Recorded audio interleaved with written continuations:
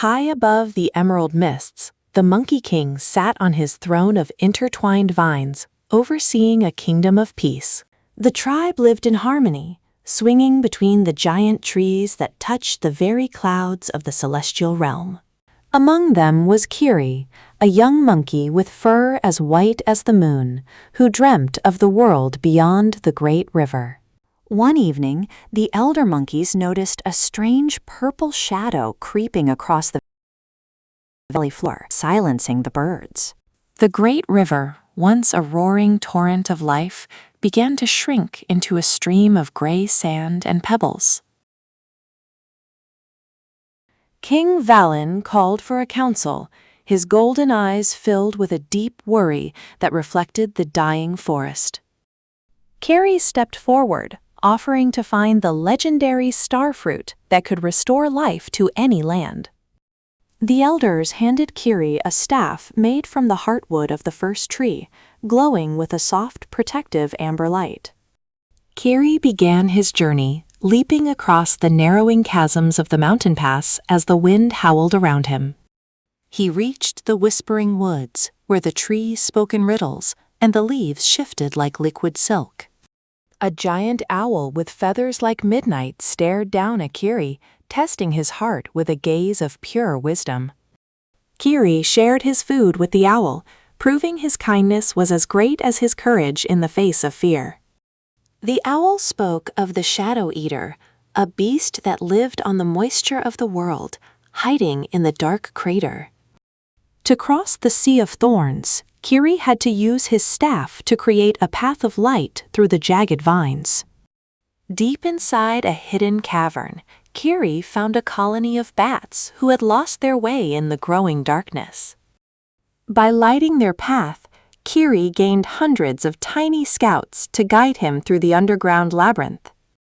They emerged at the edge of the frozen falls, where the water had turned to pillars of solid diamond ice. Kiri climbed the slippery ice, his small claws finding grip where others would have fallen into the abyss.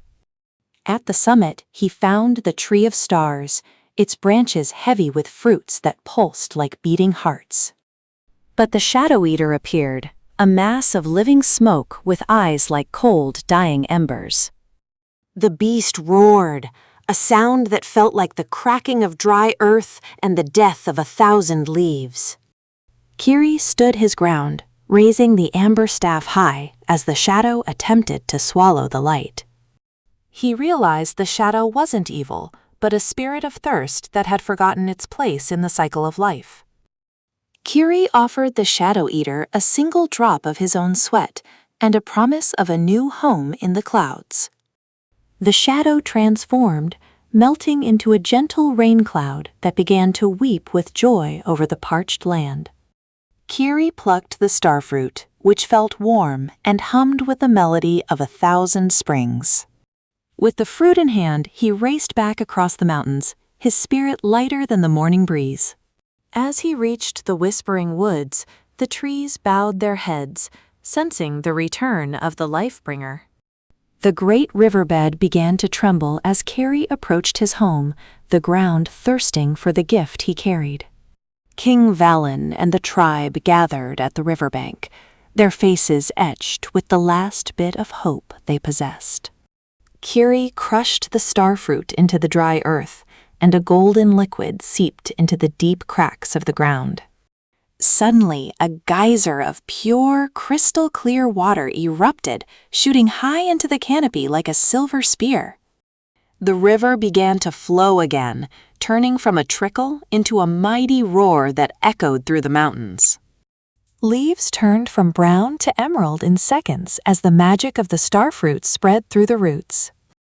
The monkeys cheered, their voices joining in a chorus of gratitude that shook the very heavens.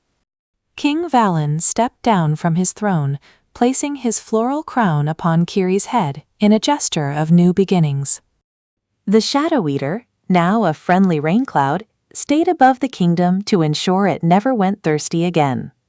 Kiri became the guardian of the canopy, a king who ruled not with strength, but with the wisdom of the journey.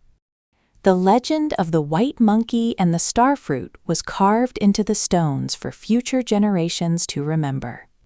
Under the silver moon, the golden canopy slept in peace, forever protected by the hero who brought the rain.